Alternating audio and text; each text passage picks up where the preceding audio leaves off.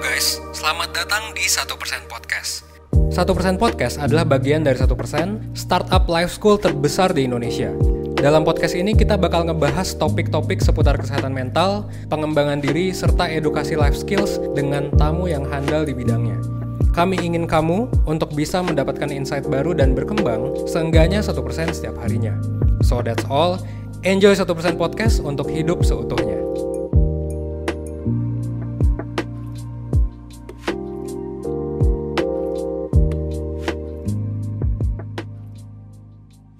Halo Perseners, kembali lagi di 1% Podcast bersama aku, Clarintia Ratri, sebagai mentor 1%. Apa kabar nih Perseners? Semoga semuanya selalu baik dan sehat terus ya. Nah, Perseners, hari ini podcastnya menarik banget nih. Perseners sudah pada denger belum podcast yang sebelumnya nih? Sebelumnya nih, kita membahas terkait gimana sih cara tahu kalau pasangan kita selingkuh. Seru banget kan tuh? Nah, bagi teman-teman Perseners yang udah denger podcast ini tapi penasaran, boleh juga nih dicek podcast sebelumnya gitu. Nah, hari ini kita podcastnya akan lebih membahas lagi sisi yang satu lagi nih. Maksudnya apa tuh sisi yang satu lagi? Sisi dari orang yang melakukan perselingkuhan itu sendiri.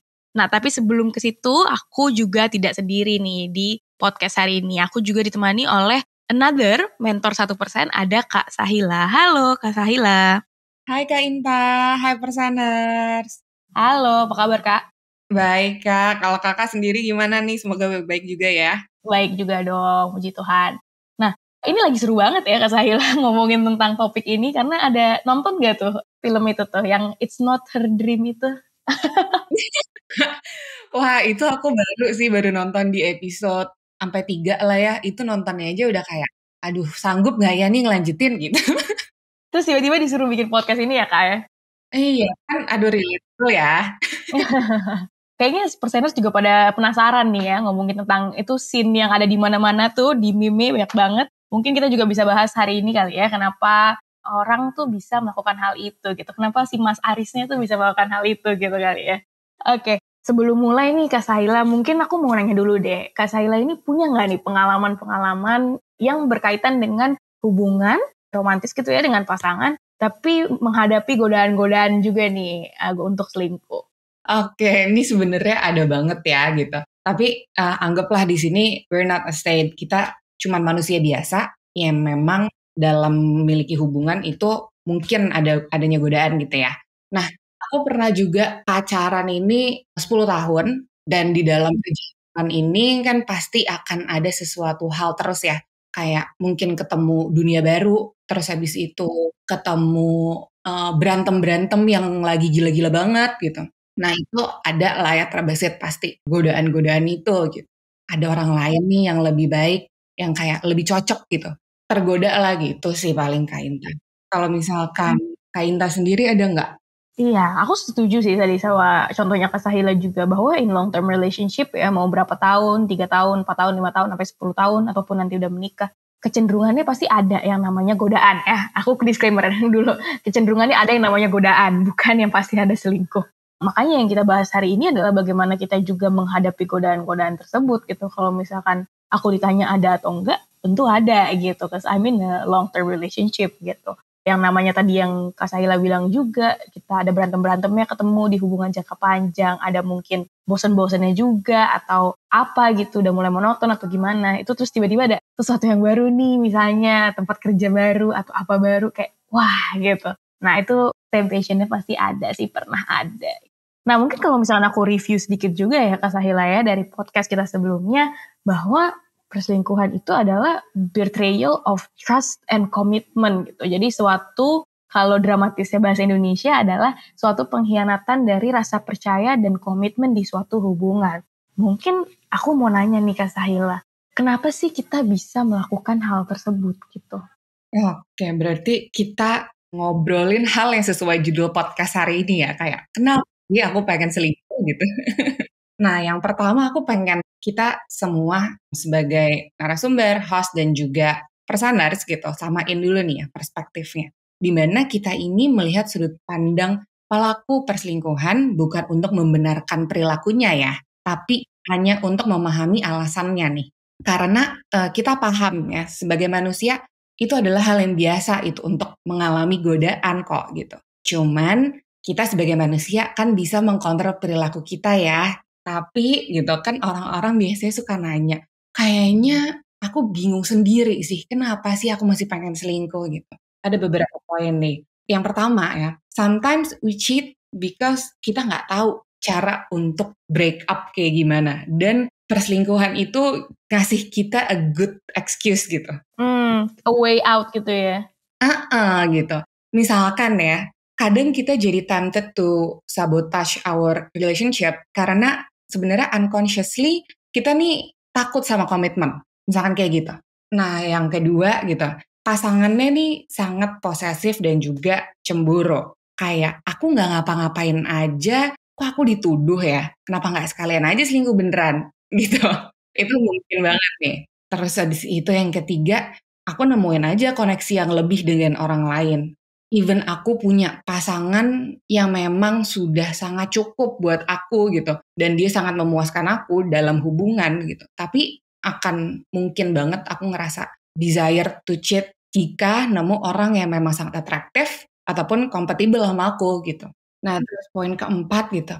Sebenarnya nggak pengen ada di monogamous relationship in the first place. Jadi emang kadang hubungan monogami ini nggak cocok aja ya buat aku kayaknya gitu. Terus habis itu yang kelima, karena basically sesimpel kita ngerasa bisa aja buat selingkuh, karena kita tahu apapun itu pasangan kita akan selalu mentoleransi kita. Kayak pasangan kita ini bisa ngelakuin segalanya gitu ya buat kita. Ketika kita punya masalah, dia akan ngurusin dan nunjukin ke kita kalau apapun yang terjadi, mereka akan selalu backup dan juga nggak nunjukin pada dasarnya akan ada akibat dari tindakan kita gitu. Jadi ya dia seenaknya aja nih gitu. Ya udah gue tahu kok dia akan maafin gue gitu. Terus habis itu yang keenam, bosen ya. Itu mungkin juga sering banget didengar gitu. Aduh, gue takut nih kalau misalkan pasangan bosen karena kita udah pacaran udah lama sih. Nah itu mungkin banget juga sih ya menjadi alasan kenapa sih kita pengen selingkuh gitu. Karena cheating itu kan bisa menjadi cara untuk menambah excitement ya dalam hidup kita gitu. Terus habis itu yang ketujuh adanya nih kemarahan dan kekecewaan dengan pasangan ya. Mungkin di podcast sebelumnya Kak Inta juga sempat bilang gitu kalau adanya dinamika di hubungan ini yang memungkinkan banget bikin kita pengen selingkuh gitu. Dan mungkin adanya kekecewaan dan juga kemarahan itu bikin kita jadi pengen selingkuh gitu kayak aduh udah deh gue sebel banget sama dia. Nah terus habis itu selanjutnya yang kedelapan mungkin banget juga kalau kita belum mengenal diri sendiri atau sedang kehilangan diri nih, akhirnya kita selingkuh menemukan jati diri. Soalnya kadang dalam long term relationship khususnya gitu ya, kadang identity kita itu became so wrapped up gitu in our relationship. Jadi sometimes cheating can be a way to recover our former self gitu. Kadang-kadang jadi kita pengen cheating, pengen selingkuh karena kayaknya kita ngerasa identitas diri kita itu udah terlalu terikat gitu sama hubungan kita. Jadi kadang-kadang susah untuk misahin sebenarnya diri kita kalau nggak ada di hubungan ini gimana sih? Akhirnya kita cheating buat tahu aja sebenarnya diri kita sendiri tanpa pasangan kita kayak gimana sih. Nah selanjutnya gitu ya, poin terakhir, adanya kekurangan di hubungan nih. Kayak misalkan, aduh Pak, aku rasa pasangan aku kurang mencintai aku nih, kurang perhatiin aku nih, terus kayaknya kebutuhan aku juga gak terpenuhi nih gitu. Kayak jadinya mungkin banget kita looking for someone else yang lebih emotional connected atau malah physically connected gitu ya. Kayak yang di podcast kita sebelumnya juga kita pernah bahas tuh gitu. Nah gitu sih Kak Inta. Alasan-alasan kenapa sih kita pengen selingkuh gitu.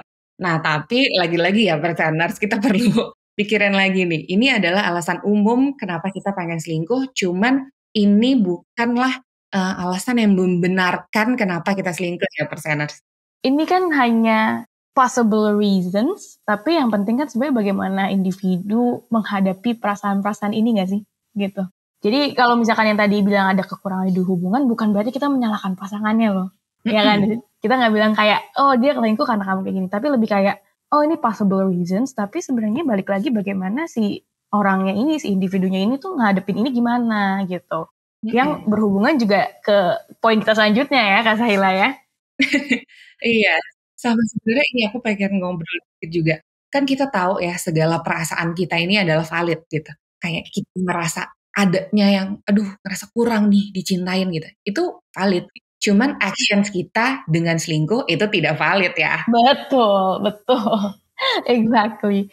Nah mungkin juga sebelum ke poin selanjutnya aku juga mau menekankan tadi kayaknya nomor 3 ya, koneksi yang lebih cocok gitu. Jadi pada saat kita dengan pasangan kita yang udah mungkin long term gitu ya, certain amount of years or time, habis itu kita nemu yang baru gitu, itu juga mesti hati-hati ya persenersnya karena mungkin koneksi yang lebih cocok itu bisa saja dalam tanda kutip fana. Jadi karena ini sesuatu yang baru, terus kayak kita baru ngelihat yang bagus-bagusnya aja, sedangkan dengan pasangan kita yang udah lama nih kayak lagi berantem atau lagi apa gitu, lagi sibuk ngurusin apa yang jadinya terlalu logik, udah lama nggak emotionally connect, terus ada yang baru yang kayak, oh ini baru kelihatan yang bagus-bagusnya aja nih, kita belum ketemu mereka yang berantem-berantemnya juga sebenarnya gitu. Jadi masih shiny gitu. Ya nggak sih Kak?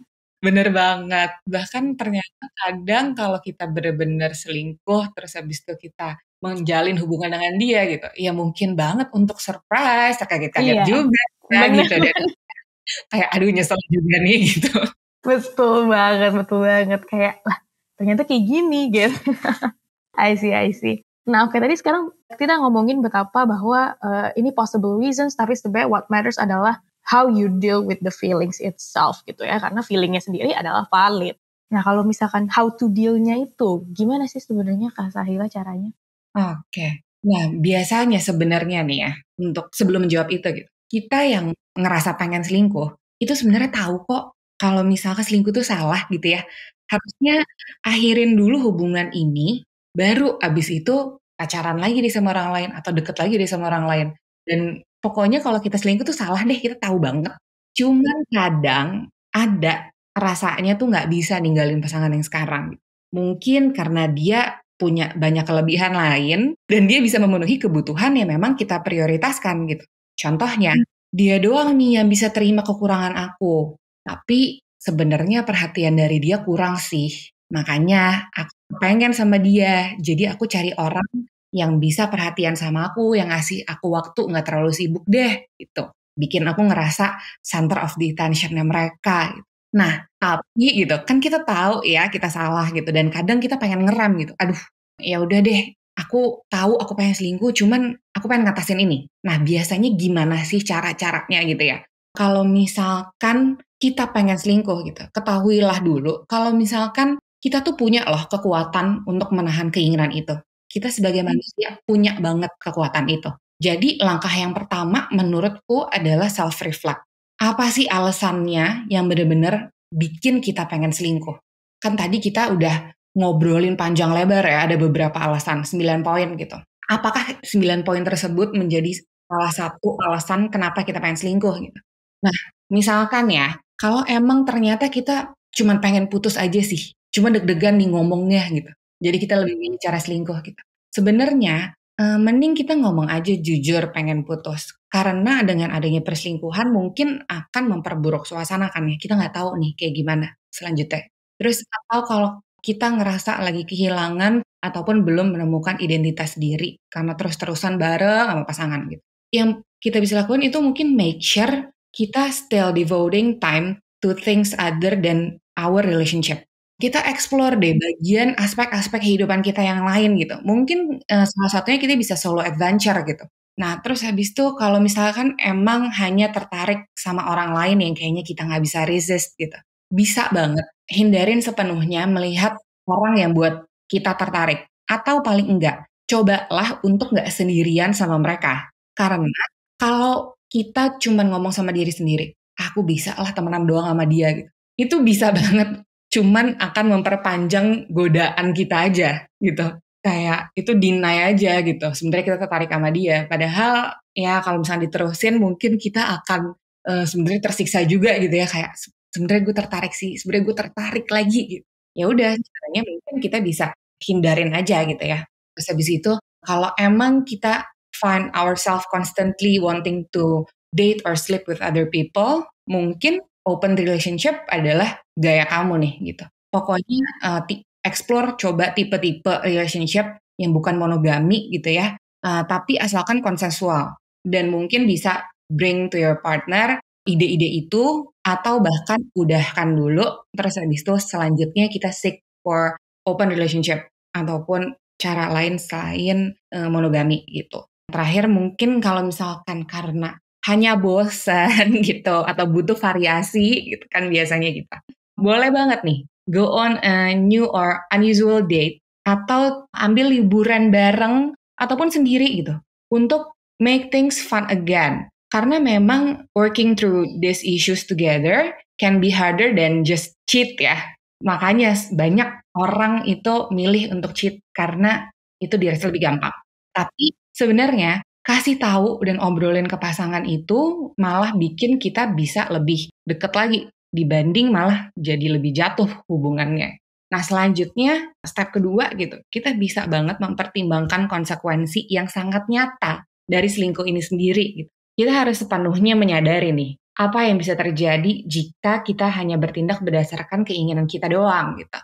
Kan lagi-lagi di hubungan ini ada dua belah pihak ya, gak cuma kita sendiri nih perseners. Mungkin kita pengen ini, kita ngerasa ini, tapi apakah pasangan kita ngerasa itu juga, atau bahkan sebenarnya dia ngerasain kayak gitu, cuman dia berusaha nih untuk memperbaikinya. Kan kita nggak tahu ya. Dari situ kita perlu banget nih mempertimbangkan konsekuensinya gitu. Karena berselingkuh ini sangat mungkin untuk merusak hubungan kita dengan orang lain yang pastinya seperti pasangan, terus mungkin juga kalau udah nikah ada anak, atau misalkan sama keluarga, sama temen. Tapi yang paling buruk adalah ketika kita ngerusak hubungan sama diri kita sendiri. Seringkali ketika kita keterusan untuk selingkuh gitu, dalam jangka panjang kita akan punya cap gitu ya sama diri kita sendiri kalau kita nih a bad person gitu ya, dan impact-nya akan kemana-mana gitu, ngerasa nggak pede, susah untuk menjalin hubungan lagi gitu, karena kita tahu yang kita lakuin salah gitu, terus habis itu kita jadi lama-lama, duh gue buruk deh orangnya, gue nih nggak pantas lah gitu buat menjalin hubungan lain, jadi kayak gitu-gitu. Dan itu kalau misalkan dilakuin dalam jangka panjang, waduh akan kemana-mana nih perseners, dan itu jadi suatu masalah yang baru dan susah juga untuk ditanganin, tapi bisa ya kalau misalkan kita memang pengen gitu. Terus habis itu step yang ketiga gitu, dibanding kita pusing sendiri, bisa banget juga berbicara sama temen ataupun anggota keluarga yang memang bisa mengerti dan pengen untuk ngebantu agar kita nggak selingkuh gitu. Coba aja minta sudut pandang mereka gimana gitu. Jadi kita santai ngobrol gitu ya. Nah terus habis itu yang keempat, kalau memang bisa, beritahu aja ke pasangan kita nih tentang keinginan kita untuk selingkuh. Atau ngobrol sama pasangan if there any improvements to your relationship that could curb your desire to cheat. Mungkin kalau emang nggak pengen bilang langsung, kalau misalkan aku ada pengenan untuk selingkuh nih gitu, bisa juga kok bilang secara halus gitu ya, kita perbaikin yuk, atau bangun lagi yuk sparks di hubungan kita. Atau bisa banget juga nih langsung bertindak gitu dengan booking tiket liburan gitu ya, atau hal lain yang kalian anggap bisa membangun hubungan kembali sama pasangan kalian gitu. Mungkin ambil satu liburan itu nggak akan langsung menyelesaikan permasalahan kalian sih. Cuman di dalam liburan itu kan kalian bisa pakai quality time-nya untuk obrolin secara dalam lagi gitu, sebenarnya kalian pengen ngebangun ini ke arah yang kayak gimana sih? Kalian sukanya diapain sih? Nggak sukanya kayak gimana sih di hubungan gitu. Jadiin itu momen untuk kalian ngobrol gitu ya. Nah, terus habis itu yang terakhir nih, kalau kalian udah coba self-reflect, mengingatkan diri sendiri tentang pentingnya hubungan kalian dan juga konsekuensi dari perselingkuhan, serta mencoba memperbaiki hubungan, tapi kok kayaknya nggak membantu juga ya gitu. Salah satu strategi yang terbaik adalah mendapatkan bantuan dari profesional. Baik buat kamu pribadi, ataupun buat kalian berdua gitu ya sebagai pasangan. Untuk membantu kalian memproses hal tersebut dan akhirnya bisa punya hubungan yang memang lebih intim lagi gitu. Mulailah jujur sama diri sendiri dan mengakui gitu kalau emang aku ada keinginan nih untuk selingkuh gitu. Atau bahkan mungkin ada masalah nih dalam hubungan aku gitu. Karena jika tidak gitu, mungkin banget untuk bisa menyakiti banyak lagi orang dalam prosesnya dan juga merusak kepercayaan diri sendiri gitu ya. Gitu sih paling Kak Inta. Panjang ya yang mesti kita. Aku jadi kepikiran gitu kayak ini mesti ngapain aja gitu ya. Kalau misalkan bener-bener ada godaan-godaan itu juga gitu. Dan kayaknya komunikasi is a big tim ya di sini, gak hanya komunikasi ke pasangan tapi juga komunikasi ke mungkin orang-orang di sekitar gitu, dan komunikasi juga ke kalau misalkan memang dibutuhkan ke profesional gitu ya, menyampaikan apa yang dirasakan atau dipikirkan gitu, dan juga mungkin komunikasi ke diri sendiri ya, self reflect itu kan kita basically kayak ngobrol sama diri sendiri gitu ya. Oke, menarik. Aku setuju sih sebenarnya dengan keseluruhan apa yang harus dilakukan atau bagaimana kita menghadapi ke perasaan-perasaan atau kemungkinan alasan-alasan untuk dalam menghadapi godaan tersebut gitu. Nah, mungkin aku summary sedikit boleh Kak Saila ya? Nah, mungkin mulai summary ini aku juga sekali lagi mau disclaimer bahwa di sini kita tidak menjustifikasi atau membenarkan perilaku selingkuh itu sendiri, namun kita hanya pengen lihat nih apa sih yang memungkinkan hal ini terjadi dan bagaimana cara menghadapinya gitu. Nah, kalau misalkan tadi Kak Sahila juga sebut bahwa godaan itu manusiawi ya gitu, dan ada 9 sih sebenarnya tadi yang memungkinkan kita pengen selingkuh gitu. Tapi balik lagi, ini 9 ini nggak pasti hanya dari 9 ya. Ada mungkin lebih dari ini, endless possibility orang mungkin kepikiran untuk selingkuh gitu. Tapi tadi yang dibahas juga ada yang pertama tuh kita nggak tahu caranya untuk break up gitu ya, untuk putus gitu. Dan cheating atau selingkuh itu dilihat sebagai an easy way out gitu ya. Dan yang kedua itu mungkin ada pasangan yang selalu cemburuan atau posesif gitu. Lalu yang ketiga, individu menemukan koneksi yang cocok nih di luar nih. Koneksi yang lebih cocok, baik itu koneksi yang emang beneran cocok, lebih cocok nih dengan orang baru, atau itu semu gitu, emang kelihatannya aja gitu. Lebih cocok karena di hubungan jangka panjangnya itu mungkin lagi berantem terus atau gimana gitu. Nah, yang kelima itu kita ngerasa bisa aja gitu untuk selingkuh karena kita memiliki pasangan mungkin yang kita tahu kayak dia bakal menoleransi apa perilaku kita. Nah, yang keenam nih, satu kata yang paling kuat banget sih menurut aku adalah bosen. Itu sangat sering juga sih terjadi ya, mungkin di hubungan jangka panjang kayaknya bosen memang sesuatu yang inevitable sih I think. Tapi balik lagi bagaimana kita menghadapi perasaan tersebut. Yang 7 mungkin ada rasa marah kepada pasangan kita sendiri gitu ya. Dan yang ke-8 ada belum mengenal diri sendiri gitu ya. Bagaimana kita cheating itu dilihat sebagai cara untuk menemukan jati diri gitu ya. Terutama ini terjadi pada saat diri kita tuh mungkin intens banget dengan pasangan. Jadi jati diri kita tuh in a way kayak wrapped up in our activity dengan pasangan gitu. Dan yang terakhir juga mungkin adanya kekurangan di hubungan kita. Namun balik lagi, perasaan perseners nih mungkin terkait hal ini valid, tapi berhubungan juga bagaimana kita menghadapinya. Nah, untuk menghadapinya sendiri tadi Kak Sahila juga udah membahas dengan sangat baiknya gitu ya. Ada beberapa cara gitu ya. Bahwa individu tuh sebenarnya pada saat selingkuh tuh tahu kok itu salah gitu. Bukan berarti gak tahu gitu. Mereka tahu gitu. Tapi kadang memang sulit untuk meninggalkan pasangan yang kita miliki saat itu. Nah, beberapa hal yang bisa dilakukan untuk menghadapi perasaan ini adalah yang pertama self-reflect. Gitu ya, komunikasi dengan diri sendiri. Apa sih alasannya kita ada keinginan untuk selingkuh ini gitu? Mungkin mencari jati diri kah gitu, atau misalkan bosen kah gitu. Dan untuk setiap possible reasons itu apa yang bisa dilakukan? Karena beda-beda nih gitu. Karena beda-beda cara untuk menghadapinya gitu. Misalkan contohnya, kalau misalkan mencari jati diri ya mungkin kita harus menemukan cara-cara untuk menemukan aktivitas baru gitu di luar dengan aktivitas dengan hubungan kita. Gitu kayak solo adventure tadi juga disebutkan. Terus setelah kita self-reflect, kita juga mempertimbangkan konsekuensi. Ini easier said than done sih I think ya. Karena pada saat itu adrenalinnya lagi tinggi ya dari perilaku selingkuh, itu tuh kita sulit gitu untuk mempertimbangkan konsekuensi tersebut gitu. Tapi kita perlu menyadari bahwa ya konsekuensinya bisa ada kemungkinan besar merusak hubungan dengan pasangan, merusak hubungan dengan orang-orang sekitar, dan terutama yang paling penting juga tadi aku baru belajar adalah kita juga merusak hubungan dengan diri sendiri dan bagaimana kita melihat diri sendiri. Itu menarik banget sih, aku juga baru sadar itu. Thank you banget Kak Sahila for that insight. Terus yang ketiga juga berbicara sama teman atau anggota keluarga yang bisa mengerti, ya, yang nyaman juga mungkin gitu. Dan kalau misalkan perseners di sini jadi temen yang diajak ngobrol gitu, mungkin kita juga jangan kayak ya jangan selingkuh lah gitu. Ya, I think it's more complicated than that. Kita coba didengarkan dulu temannya ya, perseners, apa yang membuat mereka merasa seperti itu, dan mungkin bisa bareng-bareng diskusi, oh kayaknya lu mesti ngobrol sama ini deh atau apa.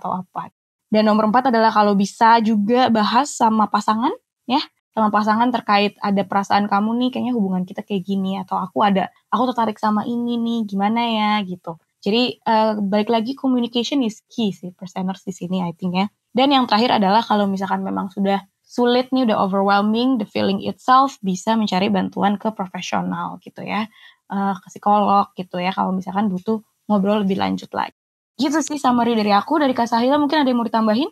Nah, kalau misalkan emang pengen ngobrol-ngobrol sama profesional nih, ada loh mentor dan juga psikolog yang mungkin dapat membantu kita nih, membantu kalian juga Persaners. Kita bisa ngobrol bareng, terus habis itu kita sharing, atau bahkan kita bisa dapat insight baru lah ya, cara-caranya gimana sih ketika kita pengen selingkuh harusnya ngapain sih gitu. Atau bahkan kita urus lebih dalam ya Kak Inta.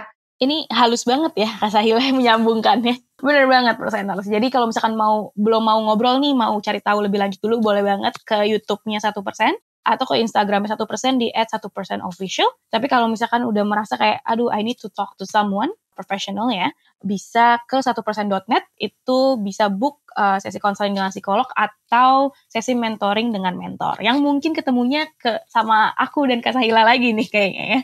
Gitu, perseners. Oke, I think that wraps up our podcast today. Thank you banget Kak Sahila untuk sharing-sharingnya. Banyak insight yang menarik. Dan thank you juga perseners yang udah mendengarkan dari awal sampai akhir. Ingat aja bahwa kita di sini bareng-bareng memperbaiki diri, mengenal diri lebih jauh, supaya kita bisa memperbaiki diri setidaknya 1% setiap harinya. That's it. Aku Inta undur diri. Thank you. Bye-bye, perseners. Bye Persaners!